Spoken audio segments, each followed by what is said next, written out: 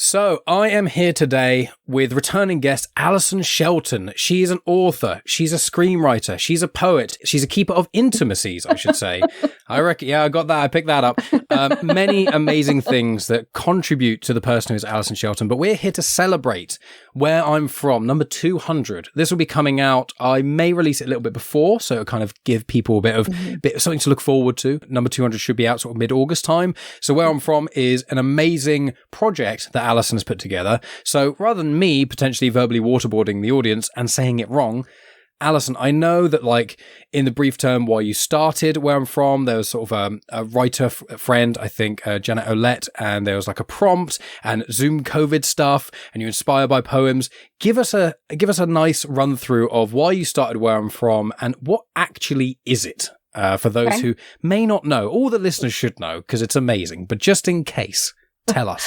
Okay, first of all, thanks for having me on, Mike. It was lovely to have this excuse to return because it's always a pleasure talking to you. So, what it is an Instagram Live, YouTube, it's wherever, mostly Instagram Live series where people join me and share their Where I'm From poem, which Mike has joined me, so you can hear his. I don't know what number it is off the top of my head. Nice. It's two before 80. Jess B. Davies. So, because I spoke to her, I was like, yours is 82, mine is 80. So, yes, I think there's a run of like Brits in that, maybe. Yeah. There definitely are two clumps where, yeah.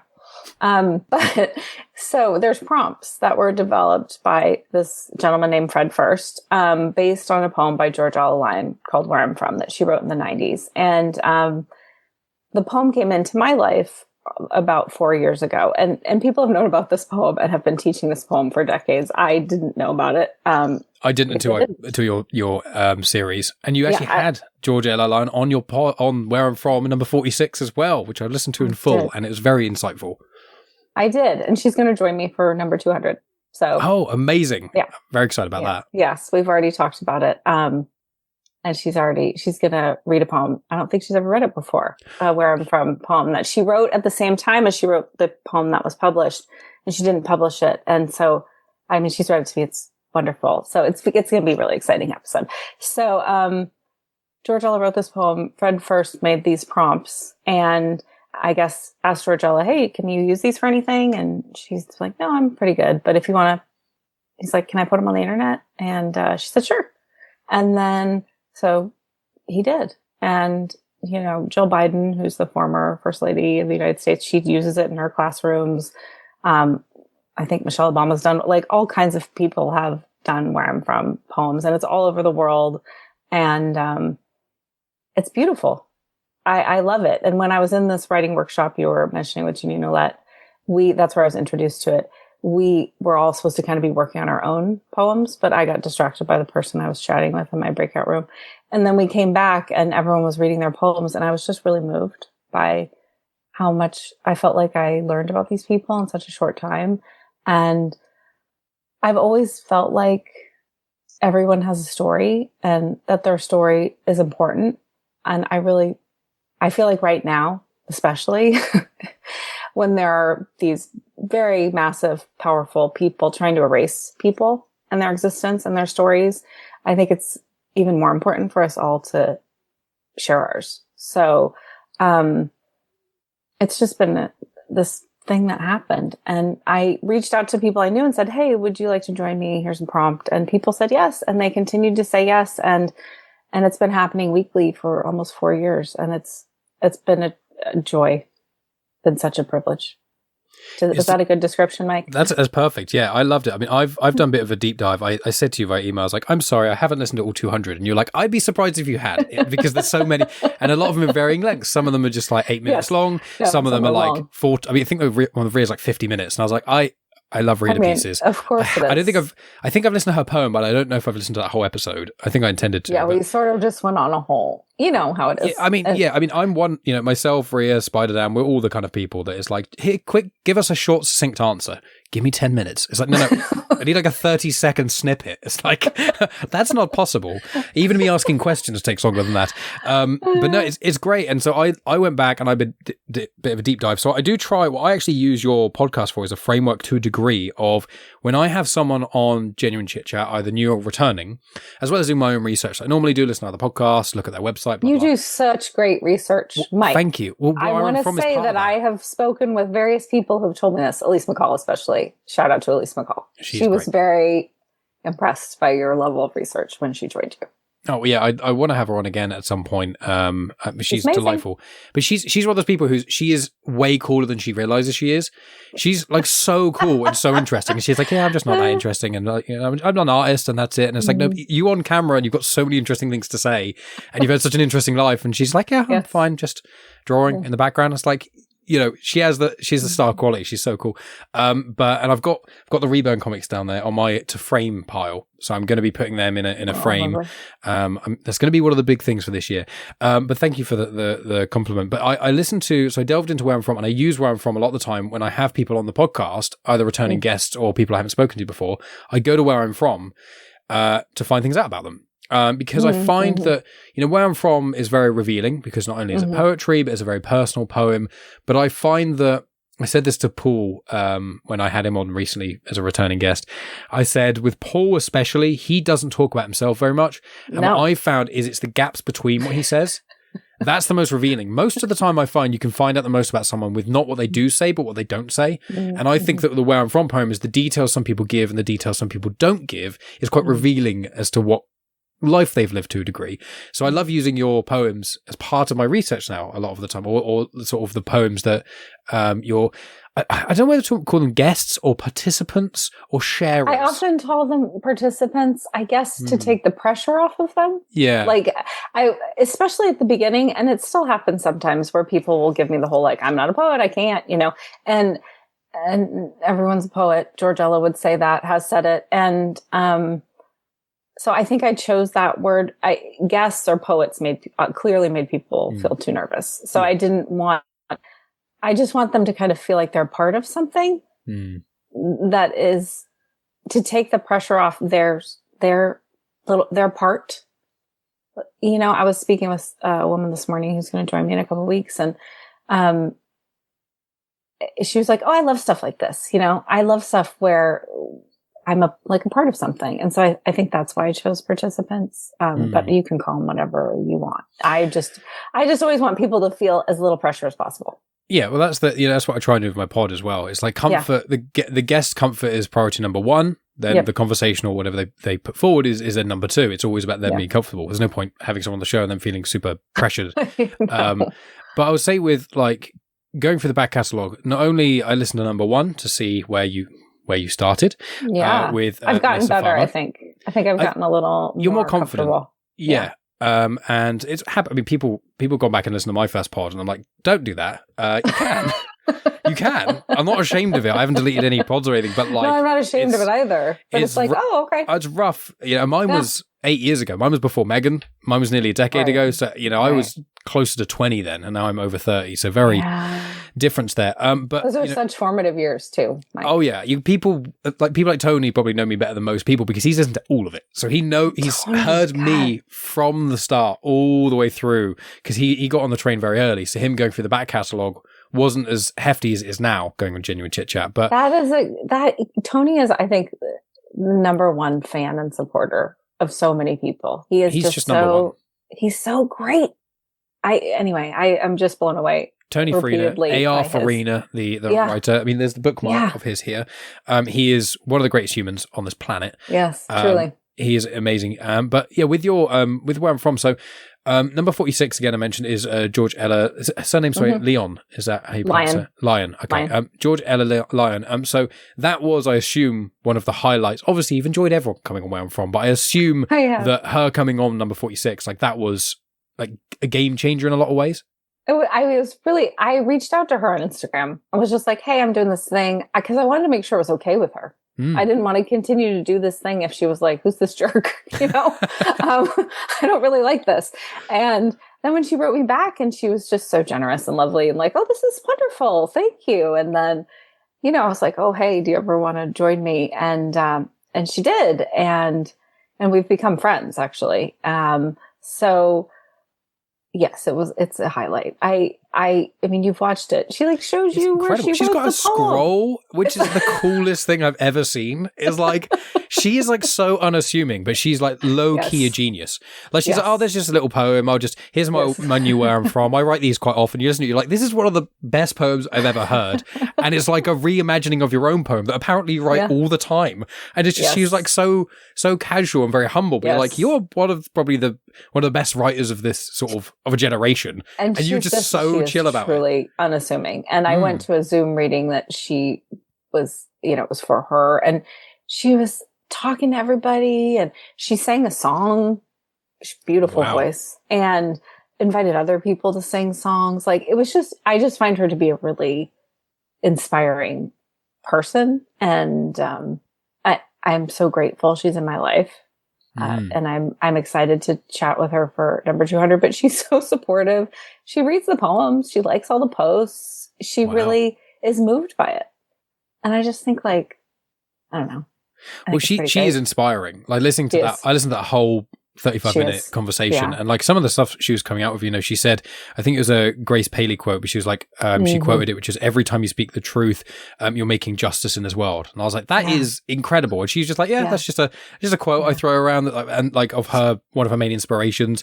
And then like her own poem of where I'm from was like, I was like, oh, I wonder what this is going to be about. And then it was like hardcore politics, like cutting through stuff. Like, one of the lines I've got written is, that it's about, the American dream and stuff like that. But it's like, all white, able-bodied, well-off, hetero men created equal.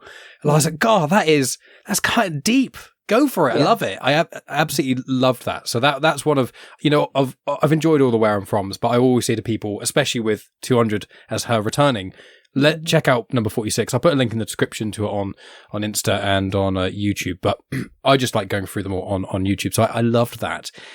So sort of linking in with that, you've kind of touched upon it, but let's delve a little bit deeper, which is, I'll come to your own ones shortly, but not quite yet. But what have you learned from Where I'm From with people? So like, not only people that you're close to, obviously you had Cody on an episode 100, which I really like that one. I listened to that as well. But people you were close to. Cody's my husband, for those of you who don't know. Sorry, I should have prefaced that. Not just a random guy. That Cody bloke, he's pretty cool, isn't he? Maybe you should. You guys had a bit of guys had a bit of a connection there. Maybe you should explore that, It's like, but yeah, husband, kids, and I've met Cody. He's lovely. But what have you learned from people, both people that you're already close to that you had on there, but also people who maybe you didn't know as well? Like, I know number one, I don't think you'd spoken to Misa Femme at all. No. Like, in person, you'd spoken online. So what have you learned about people through Where I'm From? Well, it has definitely validated my initial assumption that everyone has a fascinating, unique, wonderful story to tell. Because, and it's people I know and people I don't know, and how connected we all actually are, which is another thing I've always felt. But it's incredible to me, no matter what the poem is about, there's something in it that I feel deeply or brings back a memory that I haven't considered. And I think most people feel that way. When they listen to the poems, there's something that's like, oh, that reminds me. And it's powerful, because I think there's a lot of forces right now trying to push us all apart and lead us to believe that we have less in common. And we don't. Like, I think most of us actually want the world to be inhabitable and good for us and supportive, and we don't see that always. So I think it's been more validating than anything else. Like, okay, there's a lot of goodness in the world, and there's a lot of people who care. Yeah, and they often, I do find, they address quite a lot of trauma. And they do often go to dark places. Not dark as in like, it's like, I feel people are getting stuff off their chest. It's quite raw, it's quite vulnerable for a lot of people. And I know it's kind of surprising, I think. Yeah, some people struggle with that. I know in Comics in Motion, there's a lot of guys who are like, either on Where I'm From or well, exactly. And it's like, Dave was like, I don't ever tell people that I lost a sibling. But he's like, there's something about you. It's like, well, I've lost a sibling. Yeah, well, that's a good plug for The Loss of a Lifetime, which is the collection of essays that you did with Ella Lyon, and so I'll put a link to that in the description. That is about the loss of a sibling. It's about sibling loss. If you give it has 26 essays and poems about sibling loss, and it's just about grieving siblings telling their stories in their own words. And actually, Tony Farina's wife proofread it. Oh, amazing! So shout out to her, Leah is a and her wonderful work. And Elise McCall. Oh, amazing! Did the cover. Did the artwork, didn't she? Yes, yes. I remember hearing you speak about that on something. I listen to a lot of content that you're in. I can't always remember where it comes from. Where I'm from. Right. I mean, thanks for listening. I don't need to have footnotes. Provide footnotes for where you heard it, yes. Mike. So we're just really proud of it. It was it's another thing. Like I really do care about people's stories, and I think listening to other people's stories has helped me understand my own. And I think that's what happens with the poems and with this book. And I think when you're in deep conversation, I would say you find the same with Genuine Chit-Chat. Like we learn about ourselves when we're mirrored by others. Yeah, I've grown way more. I wouldn't want to know what I was like in the alternate universe where I didn't do a podcast. You know, the anchor points of my life are losing my dad, doing the podcast, and meeting Megan. You know, those are the three big things, because like many of my closest friends in the world are through podcasting. We wouldn't know yourself, you know, and we've met in real life and things. Yeah. And, you know, several of our mutual friends came to my wedding, both the UK one and the US one. So it's like there's so many people that I consider to be some of my closest friends. Yeah. And also a lot of people who really inspire me and make me want to be better. You know, people such as yourself and a lot of the Femme and Tony make me want to write, make me want to create, make me want to appreciate the arts. You know, I know Where I'm From does this, but Ada just makes me want to enjoy poetry more. Because she's just so brilliant. Yes. Yeah. Her reading of her poem is like unparalleled.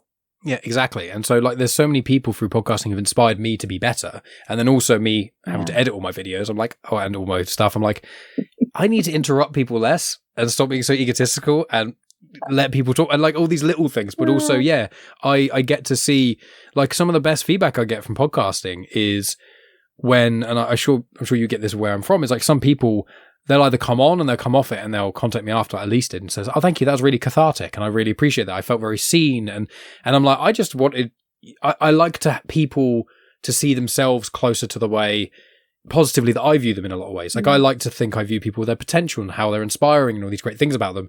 And so many people, especially artists, you know, tortured artists, especially, they don't see themselves in that way. And they do art because they need to get something out, but they don't really see the brilliance that they're creating in the world. And I just, Where I'm From and everything that you do in the world is genuinely inspiring, because I think it has such an optimistic look on people, but it doesn't shy away from the darkness. There's no toxic positivity there. And I think that's the most important thing, which is let's try and be as good as we can to each other, but we can't ignore the bad. And that's really what I think you do as a person.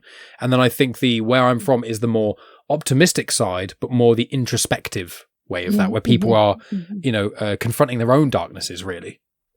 Yeah. Wow, that's really lovely, Mike. Thank you. Thank you. You did. I mean, but that's really like, I don't know if I've ever heard it articulated like that. So I appreciate that. I mean, that would certainly be what I would try to do in my daily life. So that's nice to hear, because I don't shy away from the darkness, because it's part of all of us. And I think oftentimes we treat those things with shame, and it just becomes more toxic and more shameful. And when we act out of that place, it's no good for anybody, you know?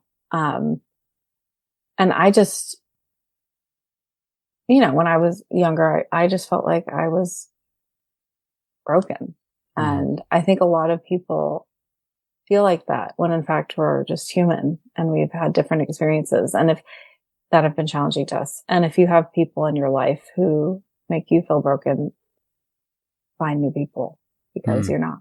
And found family.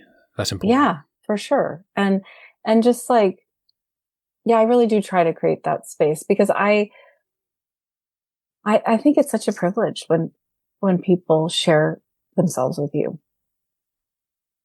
It's like the ultimate compliment that they feel safe enough and to do that.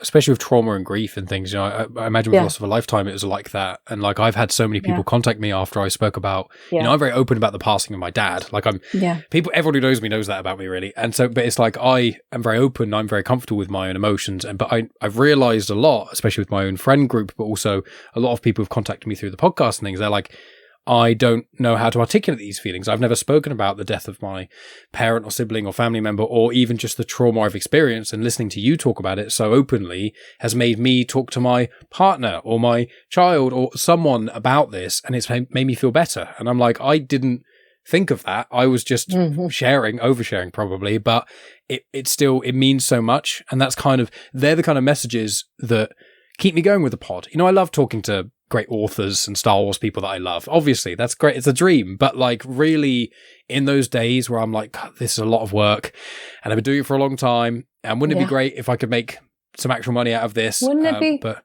it would be lovely. But I no longer, that's not like a goal. Obviously, it's a goal at some point. But I'm like, I don't do this for that anymore. I do this for me, but also those messages I get occasionally of people going, your podcast helped me. And I think that with Where I'm From, I imagine that's kind of what keeps you going, because I know that you struggle on your I've noticed, because I watched them all in succession, on your own ones, they seem to be the only ones you're not as excited to do. Mine. Because your own Where I'm From poems. Yeah. So I wonder if you could tell us a bit about those first. So you just the paying thing. So I got a email out of the ether today from a woman saying sort of what you just said, but at the end she said, as my mother's friend would say, thank you until you're better paid. That is amazing. It should be on a t-shirt. Just like, I don't know this woman, but she knows. Anyway, I just thought it was lovely. And so I'm wishing you the same. Thank you until you're better paid. I appreciate it. Because it is funny. So why am I more nervous about mine? Was that the question? And just the differences in sort of your journey of, you've done, I think, 4 public Where I'm Froms. So there's that would make sense. Right? Yes, there's one which was number 14, and then number 69, number 125, and number 172. So you do them each on your birthdays. So you've done 4. I've listened to, I read the first one because on Instagram, and I didn't listen to you do it, but I listened to the other 3, and I thoroughly enjoyed them. I'm sure I was nervous. You were, and you were trying, I think, each time you were saying, I know last time was quite dark and heavy, I'm going to try and be a bit more light. And then you finished it and go, I didn't succeed in that, maybe next year. But by the last one, by the more recent one, I think you really were more on the light side. Not that you need to be, but I wonder if you could tell us. No, but it was like an exercise. Yeah. So like you said, a lot of people end up talking about their trauma, because I think that in a lot of ways, it's like those formative memories, right? And those are the ones that stick with us oftentimes. And I hope that as I am more honest about those, then the other ones also sometimes can float to the surface, but sometimes not. I mean, sometimes you're just there in the darkness for a long time. And so I originally wrote one. That's how the whole thing started. And I thought, oh, this is interesting. And then after I'd done a few, it was my birthday, I thought, oh, I'm going to read mine. And an anonymous by a woman that I know. And it was interesting. Even though I'd only done 13 up to that point, it was different reading my poem than talking to people about theirs. And so as my next birthday approached, and it was going to be number 69, which I just felt like I'm very immature. So I just thought, oh, I don't really want to give number 69 to somebody. So I'll take it. That was actually a big part of the reason I did it. So that, I don't know, that shows you how my brain works. So, I was like, oh, this is dark again. In a lot of ways, I think that one was darker to me. And I was like, okay, in the next year, I'm gonna try to be more positive. Did not happen. So then this last year, I was like, and then it was the fires in Los Angeles, and it was Trump's inauguration. It was such a challenging time. And so, but I did try, and I think I was somewhat successful. But the thing that's been interesting about it is I'm glad that I did it for whatever reason, because it is a yearly reminder of how vulnerable people are being with me. And you think, I don't know if you have this experience, Mike, ever, if you're a guest and you're like, oh, this is different being a guest than being a host. Oh, it is. So it's just a reminder, oh, this is what they feel, and most probably more nervous. because many of them have never done anything like this before, have never been on Instagram Live. And so it's just a good reminder of like what people are offering just because they want to be a part of it or they want the experience or whatever it is. But there's generosity. These people are being generous with their time and their energy, and it's a good reminder to me. Yeah, they're showing a part of themselves. I always view poetry and to a degree other art, writing especially, I think music to a degree, depending on the music and how many people involved in the musical process. Mm-hmm. But the way I picture, I'm a very visual person. So I view it as someone opening their chest and showing their heartbeat, because that's so revealing. And I think when you love someone, that's what you're kind of doing, is that when you, as in, love someone, not only as friends that you love, that you are very vulnerable with, but also life partners and, family members to some of them. And so when you have that person you can be truly vulnerable with, being vulnerable for me is I visualize it as ripping open everything and showing my beating heart and being like, this, you have the power now to really hurt me. And, but opening yourself up like that, I think is so healthy. It's like it relieves pressure, almost like a build up, and having someone that not everyone has that in their life at the moment, but having either friends or whoever, just someone you can confide in and be vulnerable with, it's so cathartic for people. And I think where I'm from, it gets people to do it when they think, I don't have the tools to do it. I've not been down that. Right. I can't. And you're there going, no, it's a safe space. You can do this. It's fine. Yes. And you can just fill in the blanks of the prompt. Yeah. Like you don't need to do anything special. No, but it's special because it's from them. It is. That's the thing. It's one of those things where it's like everyone is special, and then pessimists go, oh, so that means no one's special. So no, it means everyone is special. It's not. It's being special is not the same as being unique necessarily. It's everyone is special in their own way. I mean, everyone is unique too. True, anybody who thinks otherwise isn't engaging with people. No. To me, it's like, okay, if you don't think that, you're not actually having a conversation with people. And I love that metaphor, Mike. I was thinking, what would mine be? And it's changed over time. But I think earlier, like in my 20s, it would certainly have been more like a cabinet of secrets or things that I didn't feel like I wanted to put shine light on, like kind of dusty and like not cared for. And then it's like, okay, I'm going to open this up and I'm going to share these things with you.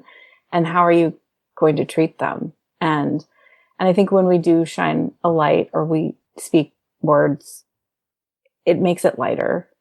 It makes it feel more manageable. And I mean, with your father, I think you're really living proof of like talking about it and how powerful that is. And talking about him and keeping him alive. Because for me, I didn't talk about my brother Michael much at all. I did talk about him when I met Cody. It's like one of the first things we talked about because Cody's father died and my brother died. And you mentioned that in Where I'm From 100. And we bonded like boom. And it's interesting because Lynn Shattuck, my co-editor, her husband's father also died. Like such a random coincidence. But I do think grief can be a way to see people a different way. But I didn't speak about him because early on people didn't want me to. And people did not handle it well. And that felt like another violation in a way. So I just stopped talking about him. And doing this book and talking about him, like, I feel like I've gotten him back. And he is my brother in a much more tangible way than when I wasn't talking about him and talking about his significance in my life. And I think that is also true with the things that I've lived through. That little girl that I was, when I didn't talk about her, she wasn't there. And I think there is so much power in reclaiming all these pieces of ourselves. Yeah, I agree. And I think the way I would look at you with your being revealing is a cabinet of incredible trinkets. Makes it sound like I'm devaluing it, but really incredible, a variety of really incredible things, but a lot of them, some more delicate than others. Sure. But there's a hole somewhere in the cabinet and dust is slowly coming in. And what's happening is when that traumatic, I know you've been through several traumatic events, but with the traumatic event of Michael passing, the lock went down on the cabinet. And what happened was so much dust was going on certain items, certain objects of importance in your sort of, I'm thinking like a wooden cabinet, rows and glass in the front. And there's certain parts of you which are behind that. And what's happened is that as the dust is coming in and the lock is stuck, parts, almost the windows of certain areas are being so caked in dust, when you look at that, you don't see anything in those areas. And you're looking at it going, that part of me is not there. But you don't even cognitively notice that. You just look at the other parts of what's in the cabinet.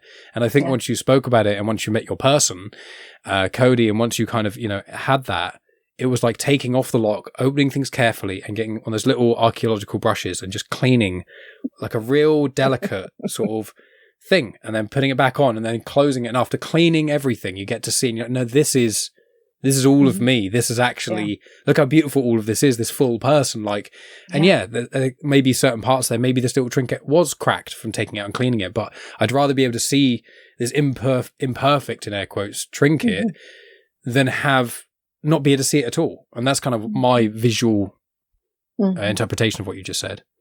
Yeah, I agree. And I think too, Molly in the book, she writes an essay about her brother and she talks about not talking about him for similar reasons as I mentioned. And you close that door and then you realize you're closing door after door after door and you're trapped. There's no place to go anymore. And I think that's similar with the cabinet. Like, what are you left with?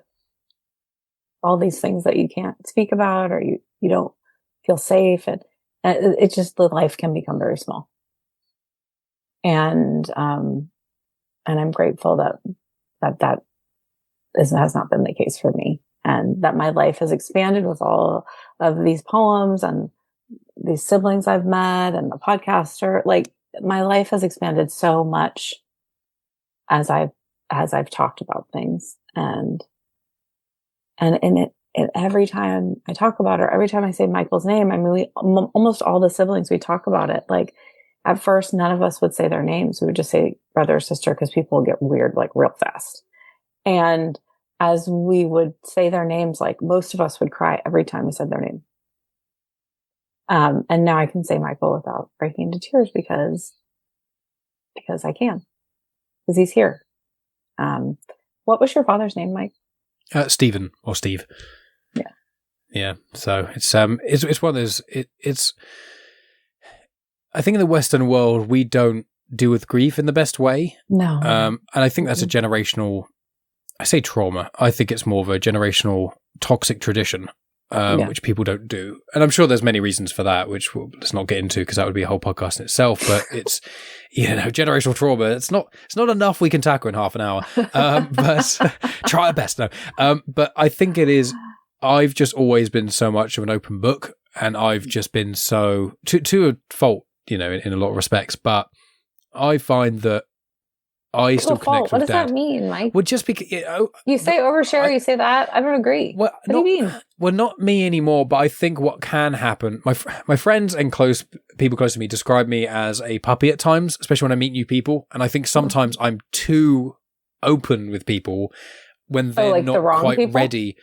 Maybe not the wrong people, but a lot of people aren't willing to reveal a lot of who they are on the first meet with someone.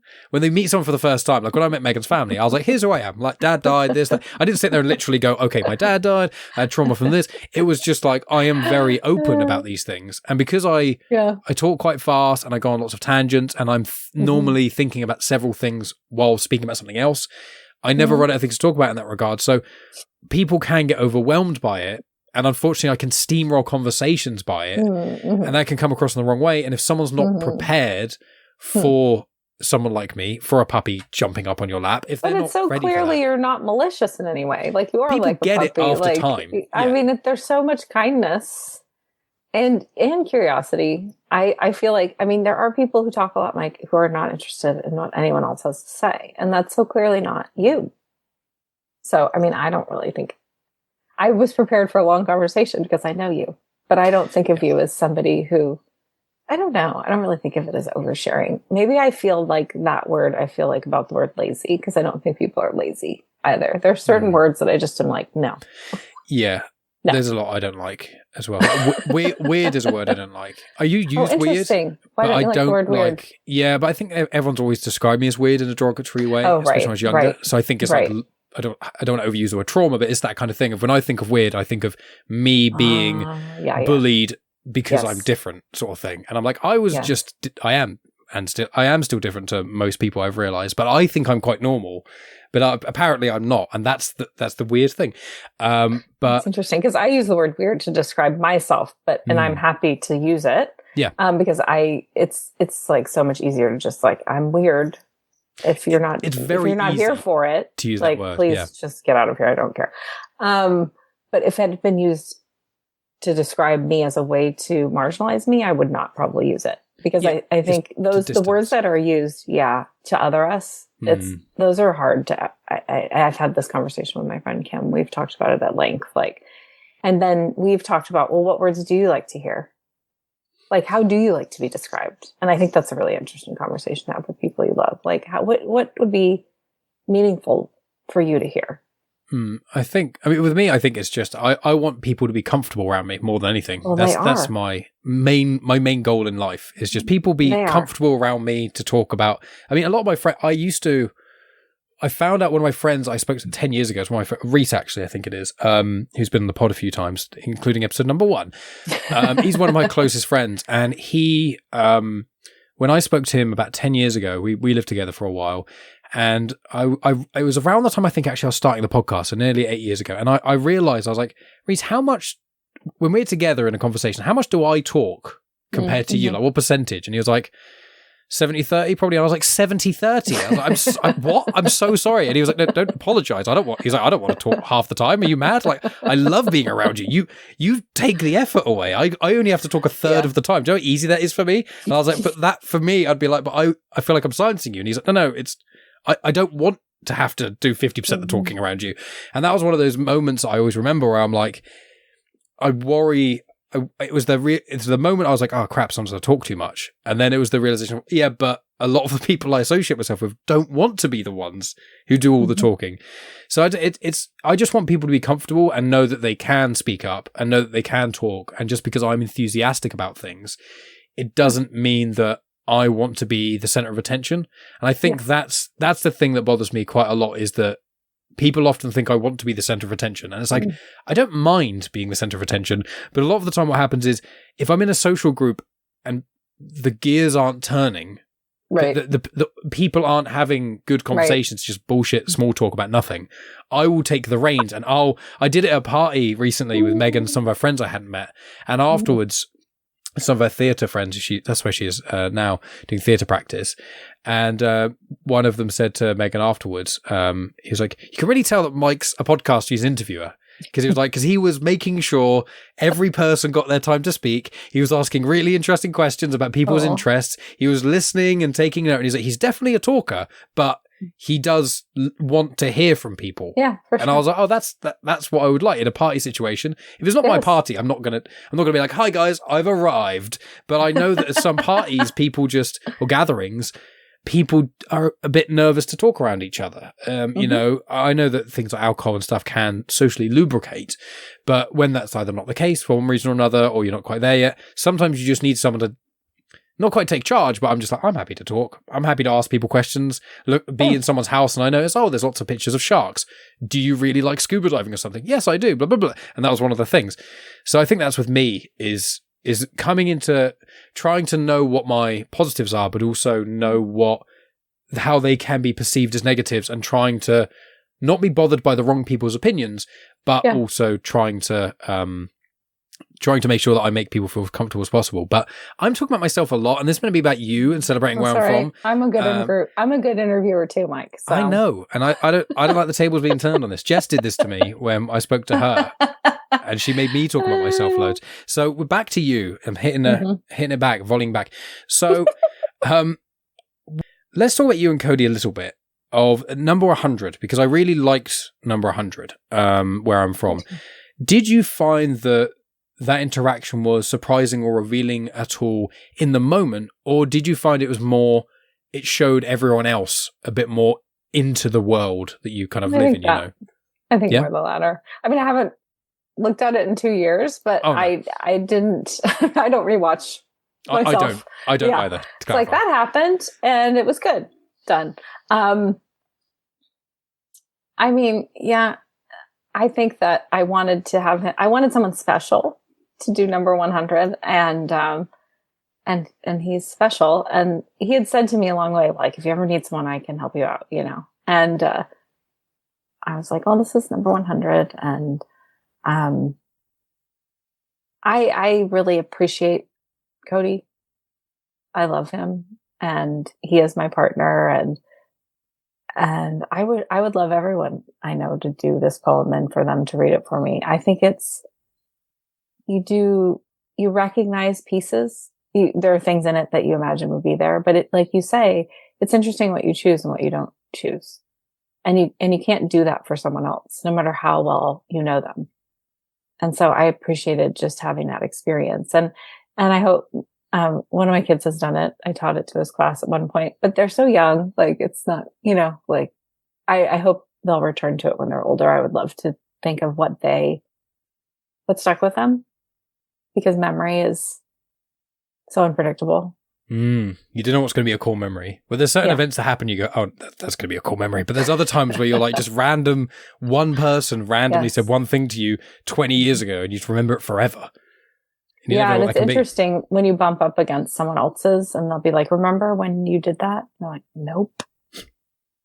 Do not remember. And I consider myself like, I have a pretty good memory, but especially with social interactions, like, I've gotten so much better at just being in the moment. So I don't really remember. So when people will say stuff, and it's just, it's interesting. It's interesting what people remember and what people don't. And obviously that's interesting with family as well.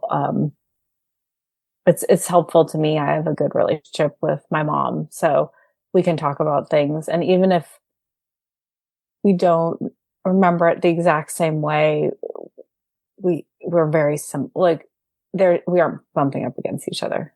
We're not like, that didn't happen. And it's very helpful to have somebody in your life who you can believe is going to listen to you and consider what you experienced and take it seriously.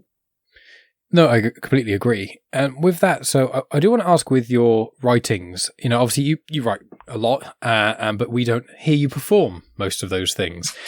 So I wondered if, has you performing Where I'm From, especially, you know, 4 times, has that changed how you write poetry, how you write anything? Like, how has the actual act of performing, I know we spoke about it in the context of you being almost your own guest, and in the in the part of the show, but outside of the show itself, how has Where I'm From performing those things really impacted your writing and your expression at all?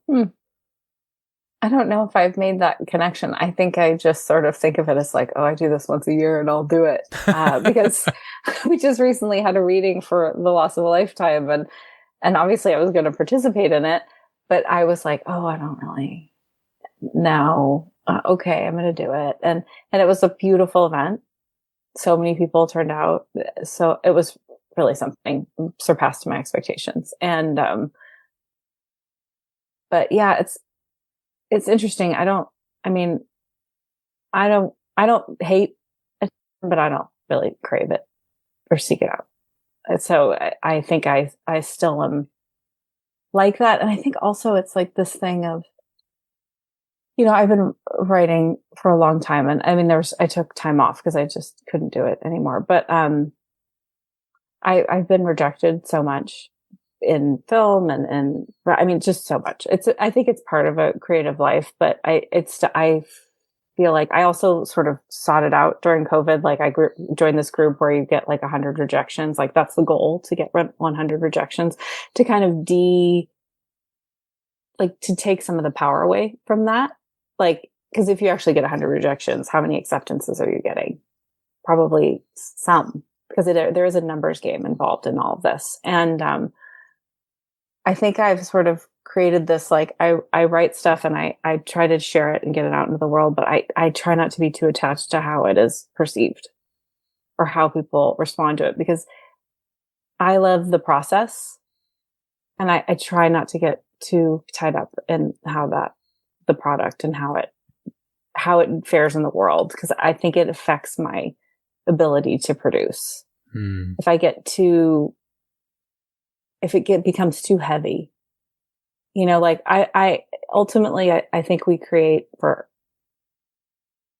the impulse. It has to be personal, unless you're getting paid like a bunch. Good for you if you are. I'm not. So it's about, I want to say this, and I hope that it provides a mirror to somebody. I hope that they get something out of it. But in the end, like, this is meaningful to me. And so I think that's how I've learned to navigate rejection, is like, I just can't really I can't give gatekeeping too much power, because there is an element of it that's arbitrary. I know people don't really want to hear that, but I believe that. I do think there's luck and privilege and access that are directly related to gatekeeping. Well, people say it's not. They always say it's who you know, and that in itself just goes, well, then. But if you don't know anyone, if you know, and it's which is a lot of people, right? Most people don't know anyone. Well, that's the thing, and it's like what I found with podcasting. I came to the realization a few years ago, and it was frustrating at first, but it was also freeing. It is frustrating, and it's that idea where, and again, I've done the same podcasting. I've had conversations. I was like, that's so important. I loved it. It was great. And then I released it to the world. And it's one of the least listened to pods I've done. And I'm like, I can't measure how valuable the podcast was by how many people listen to it anymore, because I don't make money from it. So that metric, unless it shoots up to a ridiculous amount, that metric can't mean anything. It has to be, how much do I want to have this conversation? Not how much do I want to market this conversation, because that devalues what it is for me. And I've realized with podcasting, especially post-COVID, is that there are no podcasts that make enough money to make a living on unless they are already famous, or they started in a different avenue that had an audience that connected. There's lots of there's podcasts like My Dad Made a Porno, there's an Australian one called Tony and Ryan, and things like that, which I have no problem with. But when you realize, My Dad Made a Porno, one of the hosts on that was actually a radio host on BBC Radio 4. It's like, well, they have more people who knew their name than I probably had listeners in my life. And Tony and Ryan used to be a radio presenter. And you go, and when you trace it back, there's probably one in 10,000 that's a really original idea that happened to be a thing. But if you exclude ones where the person started off on Vine or YouTube or wherever, and they just went, I've got a podcast idea, it's this one thing, and it's not for example, like a Stranger Things podcast. Like, it wasn't like the first podcast that was just watching Stranger Things content, because then everyone just jumped, like an original thing that's not connected to an IP that just started from nowhere. There's just a podcast. They pretty much don't exist with when people make enough money to live on, and that's fine.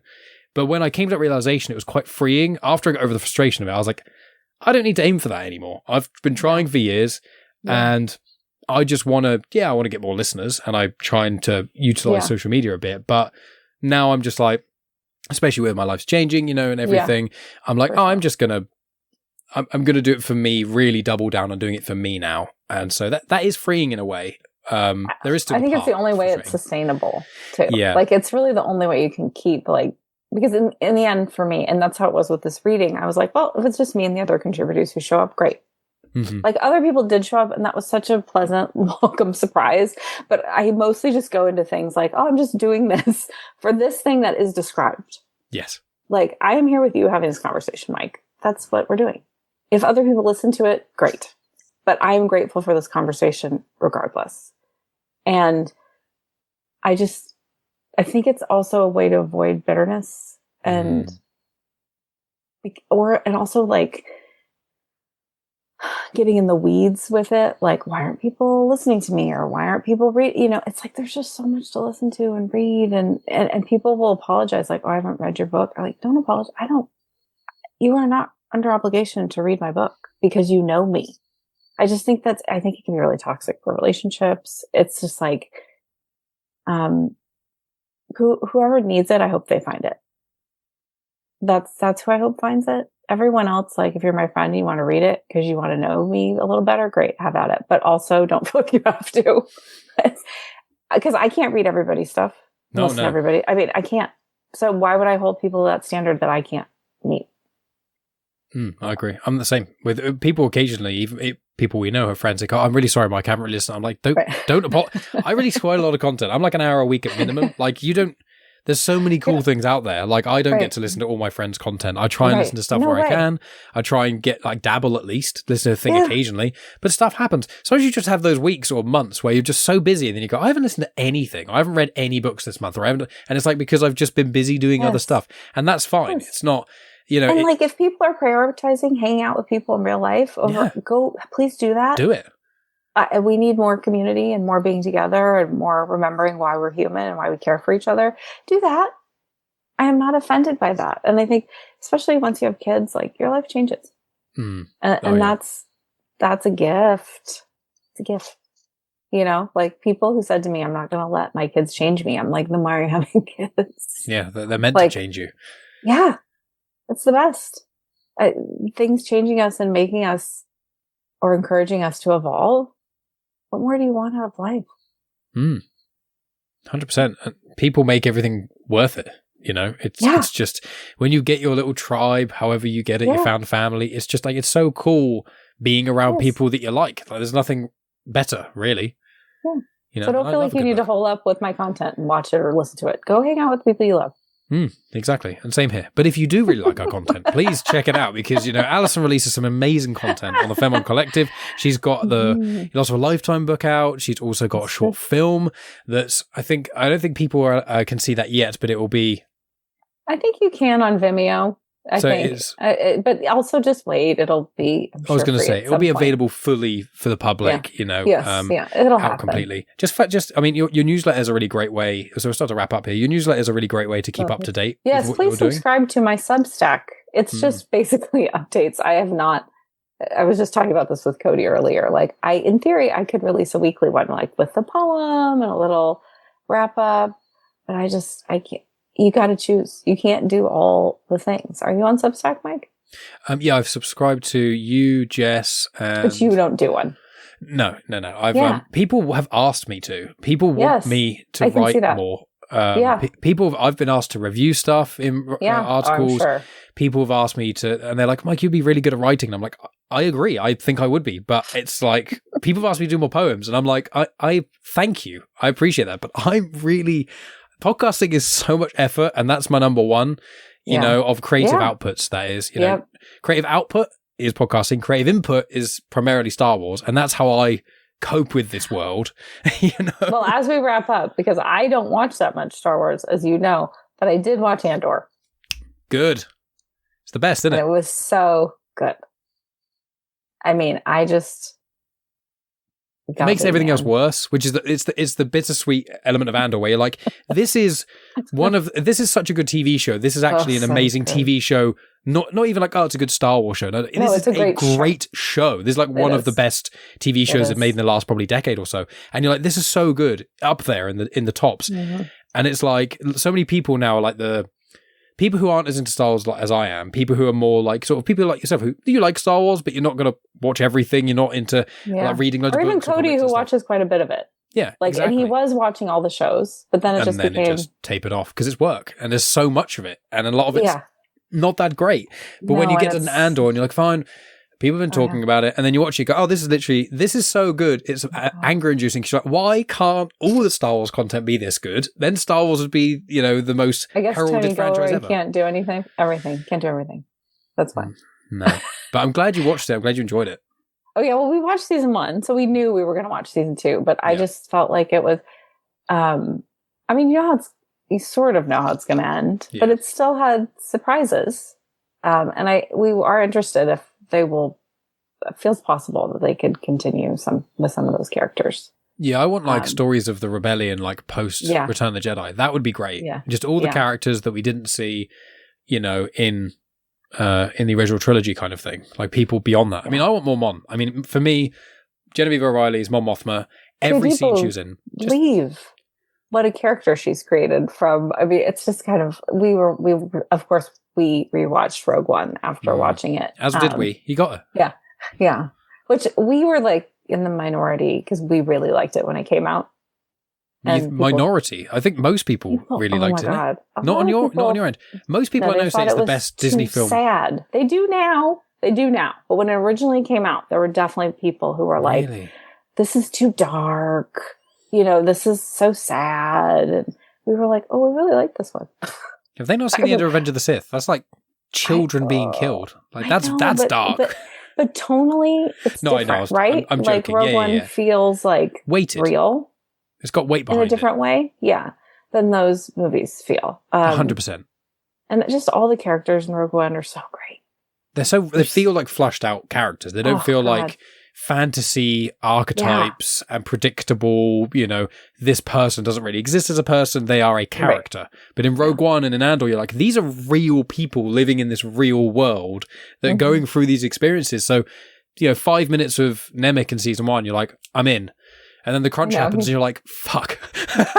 But I'm so happy you watched it and I'm so glad you enjoyed it. And I'm getting so many people talking to me now and going, oh, by the way, Mike, I finally got around to watching Andor. And I'm like, yeah, what do you think? They're like, you're right, it's amazing. I was like, I know, I told you, but I understand people don't always listen because I like all Star Wars.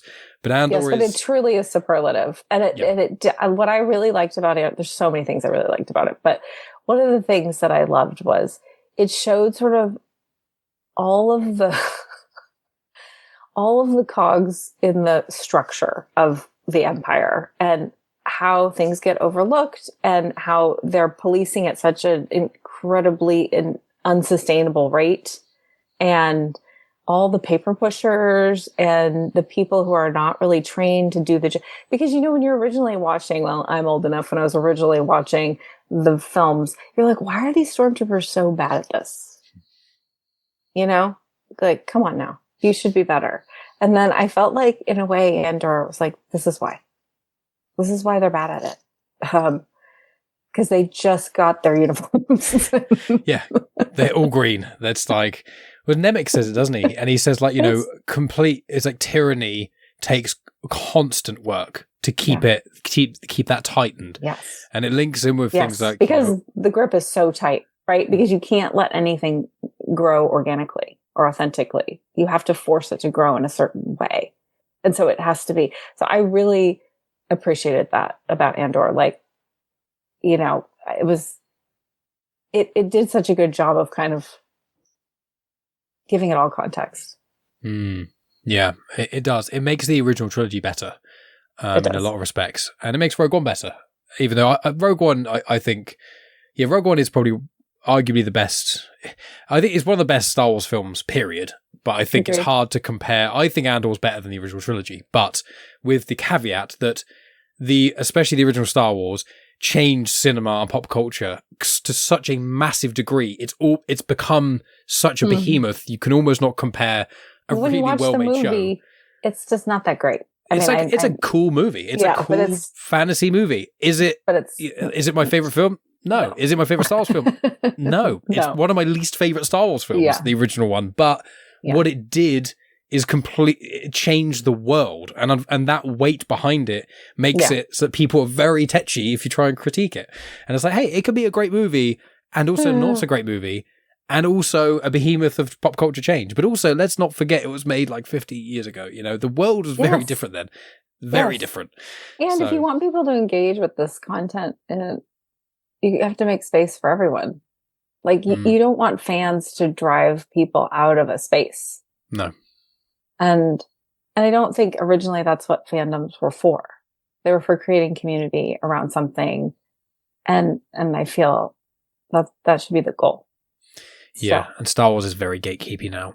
I'm trying my best to get rid of that. I'm trying you really my darndest. Are, but it's an uphill battle. It is. Yeah. And I don't have any pride whatsoever in saying what I'm saying, but you do. You do, because you're a person and you have an opinion on... You're a person, you have an opinion. I have seen some Star Wars. I've seen all the movies. You've seen any amount of Star Wars, and if you enjoyed any amount of Star Wars, you are a fan, and your opinion is as valid as someone such as myself who's read you? Almost all of it. I know. That's hot takes coming from Genuine Chit-Chat. You know, you're a Star Wars fan if you like any Star Wars. Whoa, Mike, you can't say that. No, in 2025. But Alice, we'll wrap up here because you are very busy, but you are an absolute inspiration. I know I'm busy, but I'm less busy than you. But Plus, you need to open your window. I do. You can see it. You can see the glisten starting to happen. That's what you're saying, Mike. You're getting a bit glazed here. Getting a nice honey roasted mic here, and people don't want to see that on camera. But you're genuinely inspiring. I've said to people, I can show you the receipts, but I've said to people that you are an incredibly inspiring individual, and you make me want to be better. And whenever I talk with you and whenever I consume any of your content, be it in written form or in audio or visual form, it really means a lot to me. So I'm very thankful that you are in my life and that I can call you a friend. And it was so great to meet you in person, last year. But just thank you for everything that you do, and tell every one of the listeners where people can find you. Obviously, we've done a nice show of going through kind of a lot of the stuff that you're into. We haven't really mentioned Femme, which is amazing. So tell us the last kind of things, website, all that jazz, anything you want to say to wrap up, your final statements. I'll put everything in the description, as I always do, but you get the last words. Final statements. I think the easiest place to find me and what I do is on my website, AlysonShelton.com with a Y. You can also check out my Instagram by Alyson Shelton. Those are really the two spots.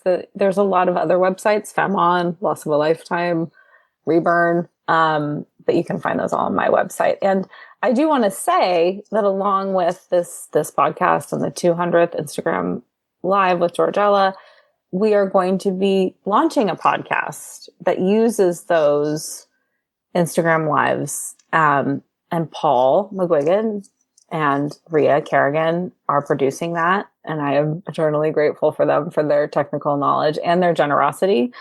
Paul said to me a couple of years ago, "Oh, if you ever need anything, let me know." And, I'm like, hey. Remember all those years remember ago?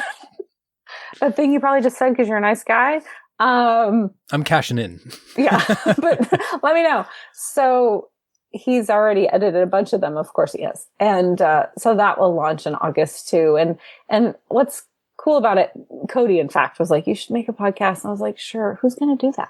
I can't do that. And it's nice because people will be able to just listen and they don't have to navigate YouTube, because unless you have YouTube Premium or whatever, it's hard to listen. It's harder to listen. So we'll start with one. We'll start with Mesa, and we'll be releasing one a week. So if you are interested in where I'm from and you are a podcast listener, this might be a good fit for you, because you can just listen to it when you're doing other things. And I'm grateful to have opportunities to share this content and to circle back to it, because it was 4 years ago. I don't know if you find that with your content. It is nice to have excuses to revisit it and check in with it. You're like, wow, we did this thing. It's pretty cool. That's why I have returning guests. I'm just revitalizes me. I'm like, hey, I haven't had you on in a while. Come on, let's have a chat. I agree. And it's a great excuse for people. Now when people tell you I haven't listened to all of where I'm from, you can go, hey, go on the podcast feed and you can start. And then there's no excuse. You don't have to listen to 200 in one go. You get one a week. And then there's no excuse. So in 2 years' time, we'll be talking. You'll be like, Mike, have you listened to all those? Have you listened to all those ones yet? Because if you haven't, I'm not coming on your pod again. No, obviously. Yeah, that would be amazing. I'll put links. Obviously, this will come out before that, but when it launches, I'll share on social media. I'll do what I can to spread the word. It's such a great premise. And you can take, if you listen to one episode or all 200 or anything in between, you can take so much from it. And it's so important. And I'd say a really good start is number 46. That's just an absolute incredible one to really jumpstart it, and then just go where you want. You can listen to my one if you want. People keep telling me it makes them cry. Yeah. Lots of people have messaged me about that going, yeah. I've had to really not cry. It's hard. I mean, I tear up, but it's gotten me, because a lot of them are very emotional, just because I think of how vulnerable they are. And I want to say, Mike, that was very kind things you said about me being inspiring. I was just trying to take it in, because it's hard to take compliments. You too are inspiring. Oh, thank you. Because you are